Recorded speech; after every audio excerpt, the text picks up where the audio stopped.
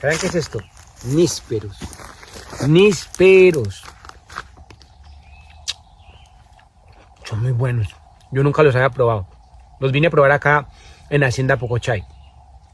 ¿Cómo están? ¿Todo bien o qué? Tengo una idea.